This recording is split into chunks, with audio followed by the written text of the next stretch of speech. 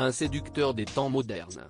Plus d'un an après l'accident de voiture qu'il a causé, Pierre Palmade se retrouve de nouveau sous les projecteurs.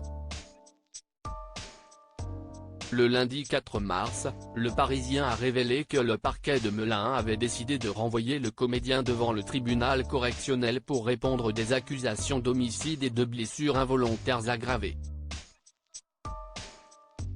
À la suite de cette décision, nos confrères ont divulgué de nouveaux détails concernant cette affaire, notamment des informations sur la personnalité du comédien, qui a fait l'objet d'une expertise sur demande du parquet de Melun.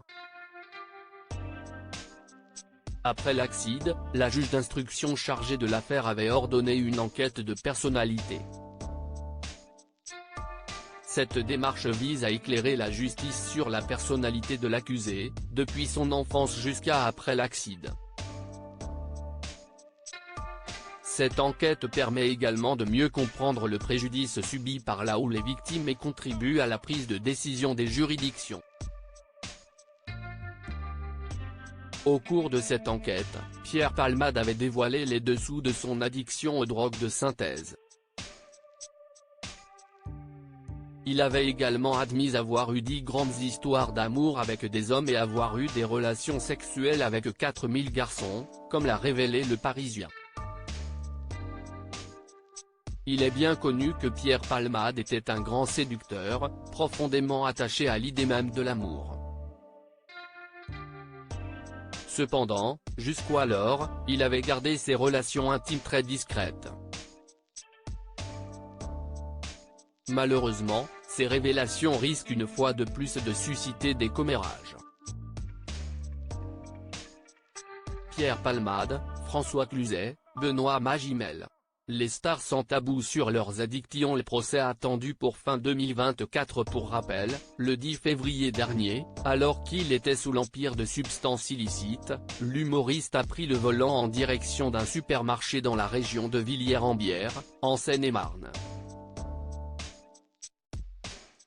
Imprudent, il a percuté un véhicule qui roulait en sens inverse. Alors que Pierre Palmade est sorti presque indemne de l'accident, n'ayant été que brièvement hospitalisé, le conducteur de l'autre véhicule a été placé dans un coma artificiel, tandis que son fils a été hospitalisé et que sa belle-sœur, enceinte de 7 mois, a perdu son bébé. Et c'est justement cet enfant à naître qui est au cœur de toutes les controverses. Étant donné que le fœtus n'était pas vivant au sens de né au moment de l'accident, la jurisprudence est ambiguë. La question cruciale est de savoir si le fœtus doit être considéré comme une victime. En d'autres termes, sa disparition peut-elle être qualifiée pénalement d'homicide involontaire ? Après avoir mené son enquête, le parquet a demandé qu'un juge d'instruction se prononce sur cette question en vue du procès de l'artiste, prévu pour fin 2024. Article écrit en collaboration avec 6 médias.